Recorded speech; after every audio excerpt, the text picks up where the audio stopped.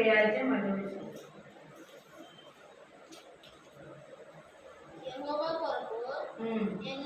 వాగ్దానం చేసిన కొన్ని సంఘటనలు. యెహోవా నా కొరకు నేను సహాయం కోసం కనిపెట్టుకుంటుని, ఆయన నాకు చెవియొగ్గి నా మొర ఆలకించెను. నాశకరమైన గుంటలో నుండి జిగటగల దొంగ ఊబిలో నుండి ఆయన నన్ను పైకెత్తింది. చూడండి, మరి ఆయన ఎందుకు మొరపెట్టినప్పుడు ఆయన ఏ స్థితిలో ఉన్న ఆ స్థితిని మార్చుచున్నాడా లేదా? మార్చుచున్నాడు. మన స్థితిగతులన్నీ ఆయన మార్చేస్తున్నాడు. మనం చేస్తున్న ప్రయాణంలో ఆ ప్రయాణం మంచిది కాదన్నప్పుడు ఆయన వాక్యం మనం నడిపించిందే అంటున్నాడు. దావీదు కీర్తనలో రాస్తున్న మాటలు చెప్తా ఉన్నాడు. ఏమని అంటే, యెహోవా నా కొరకు నేను సహాయకును కనిపెట్టుకుని ఉంటుంది. ఎలా కనిపెట్టుకుని ఉంటుంది? నా కార్యాలు చేతాలను కనిపెట్టుకుని ఉన్నాను కాబట్టి ఆయన కార్యం చేయడానికి సిద్ధపరచి ఉన్నాడు అన్నాడు. దేవుని స్తోత్రం. హల్లెలూయా. అందుకే 42 అధ్యాయం ఒక మాట ఇక్కడ వాక్యం సెలవిస్తుంది. ప్రియులారా, కోరాకు రాసిన దైవాజ్ఞలవి దప్పుకున్న వారు నా యాద్దకు ఆశ పొందండి. దుప్పి నీటి కొరకు ఆశ పొందట్లు దేవాని కొరకు నా ప్రాణము ఆశించుచున్నది. నా ప్రాణం దేవుని కొరకు తృప్తి పొందుచున్నది. జీవగలది దేవుని కొరకు తృప్తి కలుగుచున్నది. దేవుని సన్నిధిని నేను ఎప్పుడు వెతుకుతున్నాని ఆయన సన్నిధిని ఎల్లప్పుడూ కనిపెట్టుచున్నాను. హల్లెలూయా, హల్లెలూయా. కనిపెట్టేవాడు కదా, అడుగుడి ఇవ్వని అన్నాడు, నెతుకుడి దొరుకునన్నాడు, కట్టుడి ఇవ్వని అన్నాడు. మరి వాక్యం సెలవిస్తుంది, ఎవరైతే ఆయన యందు నిరంతరం ఎక్కేవారు ఉంటారో ఆయన ఆ దగ్గర ఉంటారంట. ఆయన మాట వింటారంట, అలా అయితే చేస్తారంట. అది తెలుగుగల వాళ్ళ ధనవంతులా లేకపోతే వారు గొప్పవారని లేదు అక్కడ. ఎలా అంటే ఆయన సన్నిధిలో ఉండి ఆయన ఎదిగిన వారికి ఆయన బహుమానాలు ఇచ్చే దేవుడై ఉన్నాడు. అది ఇక్కడ చెప్తూ అంటున్నాడు, దుప్పి నీటి కొరకు ఆశ పడినట్లు. అది దాని నీటి కోసం ఏదైతే అది ఎంతో ఆశగా చూస్తూ ఉందో అలాగా మందిరంలోకి వచ్చిన విశ్వాసులు ఎలా ఆయనను అడుగుచూ ఉంటారు. ఒక్కొక్క మాట ఒక్కొక్కరు అంటూ ఉంటారు, అయ్యా మేము ఎన్నో దినాంకంలో వస్తున్నాం కదా, మాకెందుకు కార్యం జరగలేదు అంటారు. నిజమే, ఆయన చెయ్యాలనుకున్న కార్యం చేసేదాకా నువ్వు ఆగాలి. నువ్వు అడుగుతున్నావు, ఆయన చేయలేదు. ఆయన బహుమానం దాచాడు. ఆ బహుమానం వచ్చేదాకా నువ్వు వెళ్ళకుండాలంటే ఎదురు చూసేవాడు లాగుండాలట. అందుకే వాక్యం సెలవిస్తుంది, ఆయన ఇచ్చేవాడే ఉన్నాడు కాబట్టి నీ దేవుడు ఏమైనని వారు నిత్యము నాతో అందుగాక. మరేమంటారు బయట వాళ్ళు? అందులైన వారు ఏమంటారు? రోజు సన్నిధికి వెళ్తున్నావు కదా, సన్నిధిలో ఏమిస్తాను, పద్దాలకు ఎత్తుతున్నా, నీకే కష్టాలు ఏంటి అని అడుగుతా ఉంటారు ఒకరు. మందిరంలో ఉంటే నీకే బలం ఏంటి, మీ దేవుడు చెయ్యా అన్ని చేస్తారని చెప్తున్నారుగా, కానీ మీ దేవుడు చెయ్యాలిగా అంటారు, ప్రశ్నలు వేస్తారు. ఇక్కడ దైవజనులలో కొన్ని సంగతులు రాస్తూ అంటాడు, రాత్రి వేళ కలుగు నా పనులు నాకు అన్నపానములు అయినాయి. రాత్రులు నిద్రపోకుండా నేను మంచం మీద పండుకొని ప్రభు దగ్గరే చూస్తున్నా, కానీ ప్రభు నాకే కార్యం చేయట్లా. ఆలోచించరా? ఎదుగుడి ఇవ్వని అన్నాడు. మరి ఎదగడం అంటే ఎదుగురా? ప్రార్థన చేస్తున్నప్పుడు మనం లోకంలో రాకోకుండా మనం ఆయన వైపు చూసి ఎదిగేవారుగా ఉండాలి. లోకం అనే మాట మనం మోకరించినప్పుడు మనం చేసే పని కావచ్చు, ఇంట్లో శ్రమ కావచ్చు, ఒకవేళ మన రుణం కావచ్చు, లేదా బిడ్డల గురించి ఒక శ్రమ కావచ్చు, ఏదైనా ప్రార్థన చేస్తే ఏదైనా నీకు శ్రమగా ఉందో ఆ శ్రమ నీకు ఆటంకం చేస్తున్నారా నీ ప్రార్థనకి?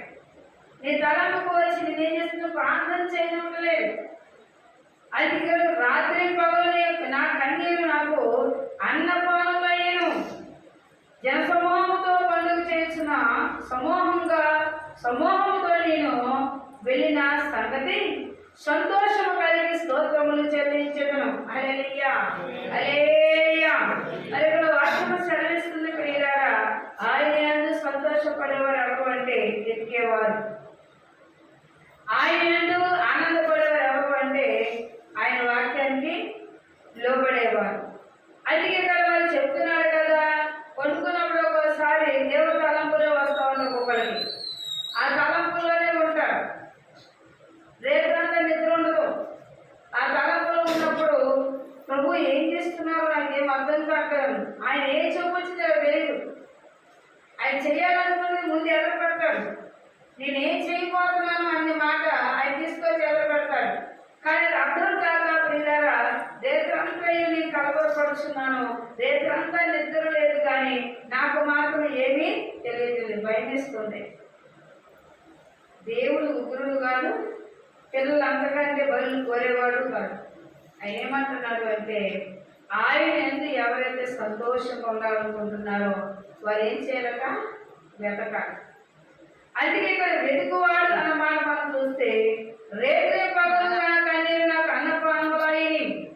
రేతులు కూడా నేను ఏం చేస్తున్నాను? మంచాల మీద అంటే పిల్లరా వెతుకుచున్నాను, పండుకొని నిద్రపోతున్నాను, కానీ నాకు మెలకు వస్తుంది. ఆ మెలకు వచ్చినప్పుడు యేసయ్యా అంటున్నాను.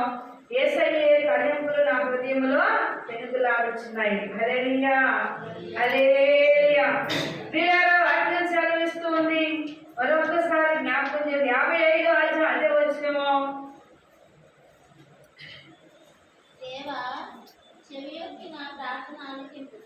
దైవజనుడైన దావీదు రచించిన దైవాజ్ఞలేవి. నేను ఎన్ని దినాలు నిద్ర లేక గడిపినప్పుడు ఆయన మొరపెట్టగా ఎంతగా ఉత్తరమించేవాడై ఉన్నాడు. పనిచేస్తూ ఉన్న వారి కూలి ఇవ్వకుండా ఉంటాడు యజమాని.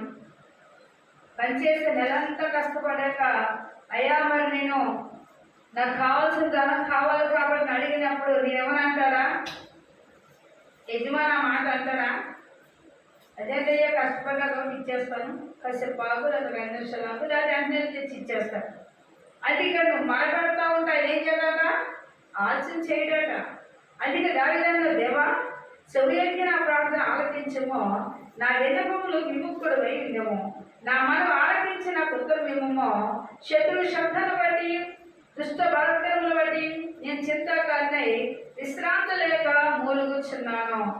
ఎన్ని దినములో దావీదు శ్రమ ఎలాంటివి అంటే వీళ్ళరా, దావీదు శ్రమలో దావీదుకి ఎలా అని మనం చూస్తే తన క్రియల కంటే శత్రుడు ఎమ్మడించి శోధించడమే ఎక్కువ. అలా ఎమ్మడించినప్పుడు దావీదు ప్రతి విషయంలో కూడా శత్రువులు కూడా ఏం చేశాడంటే క్షమించాడు. తన పట్ల దేవునికి అప్పగించుకున్నాడు. అతనికి నా మీద ఎందుకు ఈ కోపమో తెలీదు, నేనేం చేశానో నాకు తెలియవచ్చు, నేను మరి అతన్ని క్షమిస్తున్నాను. మనం శత్రువుని ఎప్పుడైతే క్షమిస్తున్నామో దేవుడు కూడా మళ్ళీ ఏం చేస్తాడట? క్షమిస్తాడు. దేవుని స్తోత్రములు, హల్లెలూయా. క్షమాగుణం అనేది చాలా అర్హత అయినది. ఎప్పుడైతే క్షమించడం మొదలు పెట్టావో అప్పుడే నువ్వు జయించేవాడే మొదలు పెట్టావు. యుద్ధం అంతా యెహోవా చెప్తాడు. నీకు నిర్మలమైన శత్రువుని ఎదుర్కోవాలంటే నిర్మలంగా ఉండడమే, మౌనంగా ఉండడమే, తెలిసినా తెలియనట్టు ఉండడమే. శత్రుని ఎదురుగా వాపుంది ఈ స్థానం అన్నాడు. ఈ స్థానంలో నిలబడుతున్నప్పుడు ఆ స్థానం ఎలాంటిది అంటే శత్రుని శబ్దమును దుష్ట బలత్కరములని చింతాక విశ్రాంతి లేక మూలుగుచున్నాడు. మూలుగుచున్నప్పుడు కూడా నేను నెలకొన్నాను అంటే ఆయన క్షమించేవాడుగా దేవునికి అప్పచెప్పాను. ప్రార్థన చేస్తున్నాను. ప్రార్థన చేసినప్పుడు అయ్యా ఎవరు ఏం చేసినా సరే నువ్వు క్షమించే దేవుడు అయ్యా, అది నీకే తెలుసు, నాకైతే ఏం తెలియదు అంటూ ఆ దావీదు మరి దేవుడి యొక్క చింతాకాంతులుగా ప్రార్థన చేసి చూస్తున్నాం. వారు నా మీద దోషములు మోపుచున్నారు, అగ్రులైనను హింసిస్తున్నారు. నా గుండె నాలు వేదన పడుచున్నది, మరణమై నాలు పుట్టుచున్నది, దిగులు వరకు నాకు కలుగుచున్నవి. ఆహా, భయము నన్ను ముంచి వేస్తున్నావు. హల్లెలూయా, హల్లెలూయా, హల్లెలూయా. ఎంత భయంకరమైనది అంటే నిలబడే స్థానానికి ఎవరు వచ్చేవాడు పిల్లరా? షౌలు పంపిస్తా ఉంటే వచ్చేవాడు. షౌలు ఎక్కడున్నా వెతికి పట్టుకొని చంపేమనేవాడు. దావీదుని ఎక్కడున్నా సరే ఎతికి పట్టుకొని చంపేమన్నాడు. అతను ఉండకూడదు అన్నాడు. దావీదు ఒక ప్రవక్త, దేవుడు నియమించిన ఏర్పాట్లో ఉన్నాడు, అభిషక్తుడు. అయినా సరే దావీదట మళ్ళా దారి తప్పి నడిచినట్లు మనం చూస్తున్నాం. దావీదు ఏదిని సరి చేసుకోలేదు అంటే తన ఉగ్రతని సరి చేసుకోలేకపోయాడు. తను ఎమ్మడించే కొలది దావీదు, ప్రార్థన చేసే కొలది దావీదు హెచ్చించుచూ ఉన్నాడు, మరి షౌలు దిగజారుచూ ఉన్నాడు. హల్లెలూయా, హల్లెలూయా. చూడండి, శత్రువుల గురించి మనం ప్రార్థన చేస్తున్నప్పుడు ఎలా ఉండాలని దావీదు చెప్తున్నాడు. మౌనంగా ఉండుడి. ఎలా ఉండాలట? మౌనంగా ఉంది. ఏ శత్రువు అయినా సరే నీకు తెలియపరచుకున్నందుకు దేవుడు ఫలానా వాడితో ఇది చేస్తున్నాడు, ఫలానా వాడు నీ గురించి మాట్లాడుతున్నాడు, ఫలానా వాడు నీ గురించి ఇదిగో ఈ పంచాయతీ పెట్టాడు, ఫలానా వాడు నీ గురించి ఇలా శోధిస్తున్నాడు. నీ సహోదరులైనా సరే, నీ తల్లిదండ్రులైనా సరే, నీ ఇరుగు పరువైనా సరే, నీ పట్నవాసులు కాకపోయినా నీ బంధువర్గమైనా సరే నేనేమన్నా శోధించినప్పుడు దేవుని యొద్దకు తీసుకొచ్చి జాగ్రత్తగా చెప్పే దేవుడే ఉన్నాడు. హల్లెలూయా, హల్లెలూయా. దేవుడు చెప్పినా కూడా దేవుడు వాగ్దానాలు బట్టి క్షమించే మనస్తత్వం నీకు ఉండాలి. దేవుడు నాకు చెప్పాడు కదా, నేనేమేం చేస్తా అంటాడు లేదు. ఎందుకంటే నిన్ను బలపరచలేని దేవుడు నీకు టచ్ చేస్తున్నాడు, ఫలానా గురించి చెప్తున్నాడు. నువ్వు ప్రార్థన చేసుకోవడం వరకే నీ పని, కానీ యుద్ధానికి మాత్రం వెళ్ళకూడదు. దేవుని స్తోత్రములు, హల్లెలూయా. అది ఇక్కడ దావీదు ఏమిటున్నారు, వారు నా మీద దోషములు మోపుచున్నారు, అక్రమమైనను హింసిస్తున్నారు, నా గుండె నాలో వేదన పడుచుంది, మరణమైన పుట్టుచున్నది, దిగులు వరకు నాకు కలుగుచున్నవి. ఆహా, భయము నన్ను ముంచి వేసను. ఆహా, కృపలేనా రెక్కలు ఉండి ఎడలా ఇది ఎగిరిపోయినా నెమ్మదిగా ఉందినేమో. హల్లెలూయా. పక్షులు చూస్తే చాలా నెమ్మది కలిగి అంటున్నాడు, ఇదిగో నాకు పక్షుల రెక్కలున్నా బాబు, ఆ చెట్ల మీదకి ఈ చెట్ల మీదకి ఏది తెలియకుండా నీవు రెండు ఆవులు వెళ్ళిపోవచ్చు, అట్లా నాకు రెక్కలన్నా ఇవ్వు ప్రభా, ఈ తాకని తట్టుకోలేకపోతాను, నాకు మరణ భయం ఎక్కువైపోతుంది, నేను ఏ గృహలో దాక్కున్నా శత్రువు అక్కడికే వస్తున్నాడు, నేను ఎలా జీవించాలని నాకు తెలియవచ్చు, నా వేదన అంతా చెప్తున్నాను అంటున్నాడు. నా వేదన ఎలా ఉందను, నీటి ఎగిరిపోయిన నెమ్మది ఉండేనేమో, త్వరపడి దూరంగా పారిపోయినా, పెరుగాలి సుడిగాలి తప్పించుకున్నాం, అన్నములో నివసించలేని ఉంటుంది, కానీ నా శత్రువులు నన్ను ఎంబడిస్తూనే ఉన్నారు. హల్లెలూయా, హల్లెలూయా. చూస్తారా దావీదు ఏమంటున్నాడు పిల్లరా? దావీదు ప్రార్థన, అడుగుడి ఇవ్వని అన్నాడు, నెదుగుడి దొరుకునన్నాడు, తట్టడి ఇవ్వని అన్నాడు. కనిపెట్టే ప్రార్థన అంట కార్యములు ఎదుగు చూపిస్తుంది. కనిపెట్టే ప్రార్థన నువ్వు ఎలా నడవాలో నేర్పించింది. కనిపెట్టే ప్రార్థన శత్రువుల గురించి సూచించి బయటపరచుంది. నువ్వు ఎప్పుడైతే కనిపెడుచున్నావో నీ గురించి దేవుడు ఎప్పుడు ఆలోచిస్తూనే ఉంటాడు. నీ గురించి ఎప్పుడు నువ్వు ఆలోచించిన కంటే నీకంటే ఎక్కువగా దేవుడు ఆలోచిస్తున్నాడు. నీ చుట్టూ కంచి వేస్తున్నాడు. ఏ ఒక దుష్టుడు నీ మీద రాణింపులు చూస్తున్నాడు. అందుకే ముందుగా నీకు హెచ్చరిక చేస్తున్నాడు, నువ్వు ప్రార్థన చెయ్యి, నువ్వు ప్రార్థనలో ఉండు, ఎక్కువగా ప్రార్థన అయితే నీ మాటలు ఎప్పుడు కూడా వాక్యంగా అవధానమై ఉండు. సంభాషణ చేస్తున్నప్పుడు, కూర్చున్నప్పుడు, నిల్చున్నప్పుడు, పడుకున్నప్పుడు, ఆహారం తిన్నప్పుడు నువ్వు ఎలా ఉండాలంటే వాక్యమే నీ నోటలో ఉండాలి. శత్రువు భయం నీ నోట్లో వచ్చే మాటలు బట్టి ఆ శత్రువుకు భయం పుట్టాలి. ప్రార్థన ఎడదల ప్రార్థన చేసేవాడు ఉండు. అప్పుడు నీ మీదకి ఏది వచ్చినా ఎలాగంట సుడిగాలు లాగా వచ్చి వెళ్ళిపోతాడు. గాలి వచ్చినప్పుడు మనము అక్కడే ఉంటాం, అది ఎటువంటి వస్తుందో తెలీదు. ఒక్కోసారి మనిషిని లేపిస్తున్నంతగా వస్తుంది, అక్కడికక్కడ తిరుగుతూ ఉంటుంది. అదేమవుతుందని చూస్తే ఏముండదు, అలాగే వెళ్ళిపోతుంది.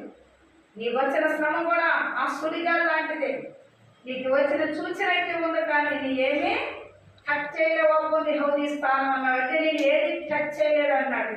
అది చెయ్యాలి అంటే నువ్వు ఎలా ఉన్నావు అంటే దేవుని తట్టు ఉన్నావు. దేవుడు నీ పక్షంలో ఉన్నాడు కాబట్టి అది అలా చూపించి వెళ్ళిపోతుందంట. శ్రమ కూడా బొమ్మ దాన్ని ఇంట్లోకి రాదు. అది కదా అంటున్నాడు, నా వ్యాధులు వెలుగుదు కదా. దావీదు చెప్తున్న మాట ఇంకొక చిన్న మాట, నన్ను సైన్యము